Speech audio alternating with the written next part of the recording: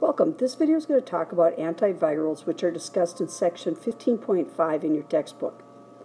So to start with, just some background on viruses and then how we can treat them with antivirals. Viruses are small, like teeny tiny, submicroscopic, simple structures that come in many shapes and sizes, and it's debated if they're even living or not, since they must reproduce inside another cell, which being able to reproduce is one of the criteria for living. But they actually need a host cell to accomplish that. That's because viruses contain only two things, protein and some genetic material. And the genetic material might be RNA or it might be DNA. They take over a host cell and then use the host cell to assemble new viral particles and end up killing off the host cell.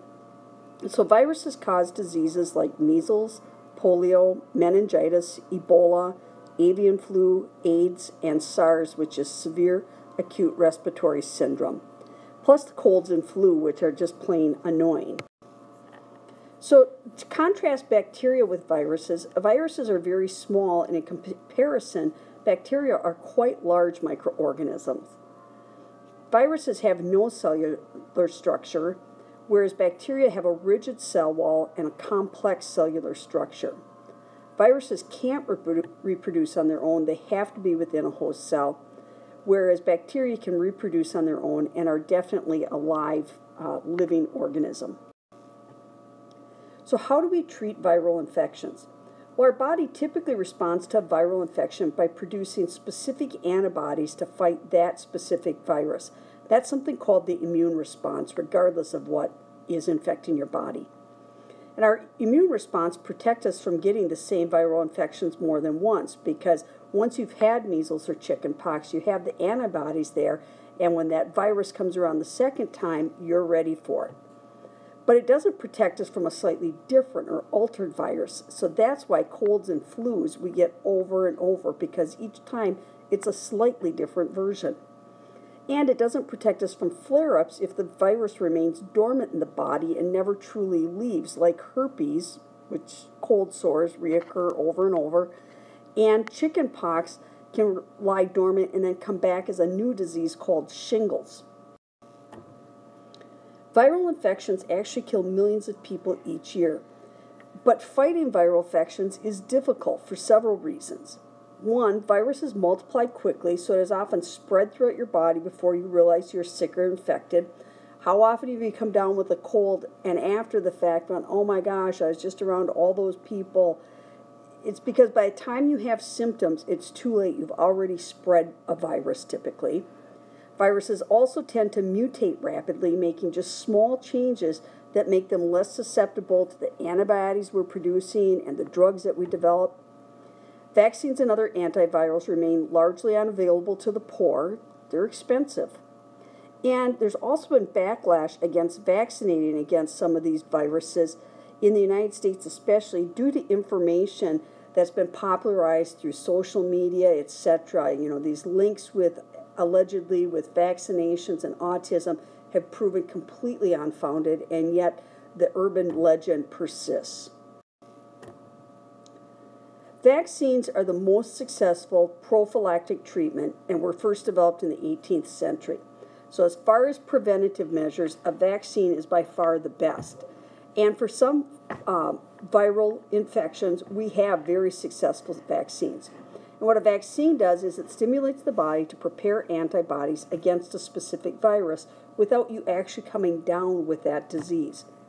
So successful vaccines have been developed for deadly viral diseases like cholera, polio, measles, and vaccines are credited with wiping out smallpox. Now, you probably have never had any of those diseases, much less even heard of most of them.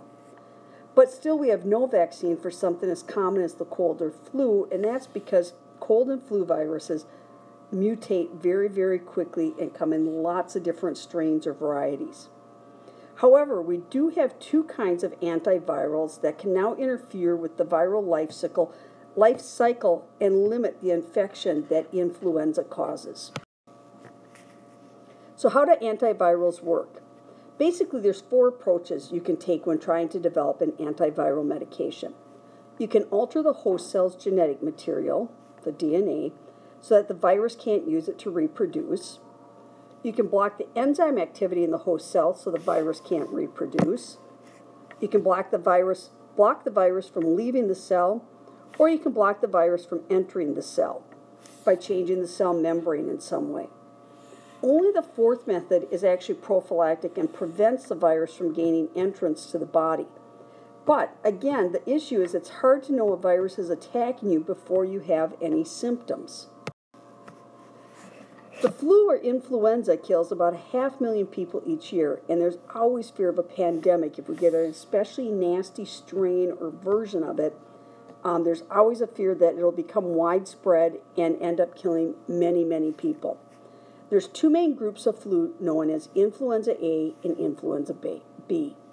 Both viruses are spherical viruses with RNA and two specific proteins on their surface, which are really the key to their life cycles. There's hemagglutinin, H, and neuraminidase, N.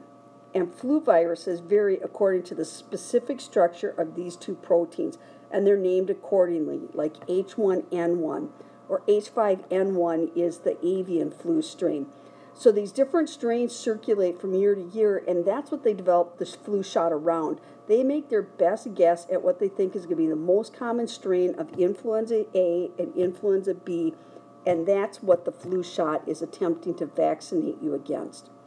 Unfortunately, it's simply their best guess, and sometimes they guess wrong, other times they hit it pretty well. But next year when you hear about the flu shots, they will tell you which strains they are trying to protect against. So if you develop a flu antiviral, it could interfere with either protein H or protein N and be an effective antiviral.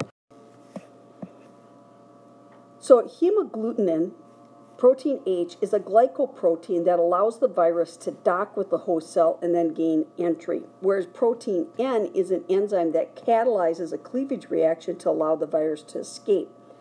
So you could either prevent it from entering or prevent it from leaving, and either way you would be successful in shutting down the flu virus. The neuraminidase seems to be the easier target to interfere with, so that's been the focus of our current antivirals. Both proteins bind to sialic acid, which is known as the substrate, at a specific location on the host cell, which is called the active site. So you can see this little diagram to the left here, that the little pink is the sialic acid, and you see protein H with the square head on it. These are surface proteins, like little colored pins sticking up off of it, and it binds on to help the virus gain entrance into the cell, and then once it's multiplied and is ready to see the cell, you can see this bulging place here where a new virus is getting ready to be released. So here's where it's entering the cell. It binds on here and gains entry to the cell, and then here's a new cell that's been developed and is getting ready to be released, and it actually gets to the surface here, and then that's where protein N allows it to be released or goes through the cleavage, which just means to separate.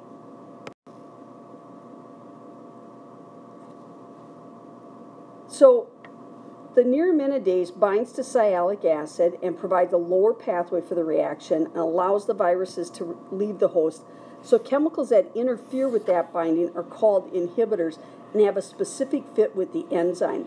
And in 1993, scientists learned of the 3D structure of protein N and started working on developing these inhibitors. And two drugs have been developed and been available since the early 2000s. One is sold as Tamiflu and the other one as Influenza. In the United States, Tamiflu is definitely the one we see and hear more about. But both drugs have similar structures to the sialic acid, which is what protein N wants to bind with, and both work against both A and B strains of influenza.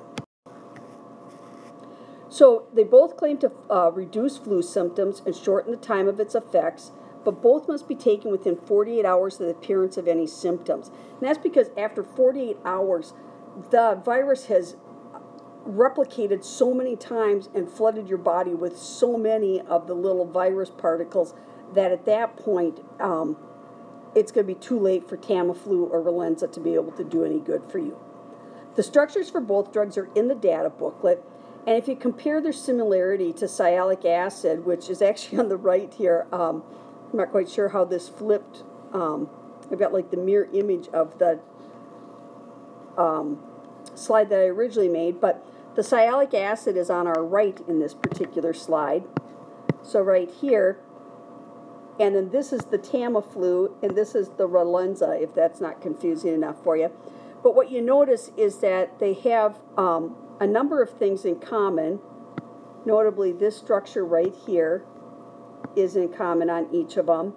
And we've got the ring structure here, which is very similar here, a little less similar here, but again, we've got a cyclic structure of 6.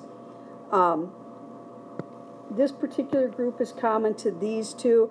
So, you know, the amine is common to these two. But given the two structures in your data booklet, you should be able to make comparisons between the similarities and functional groups between these structures.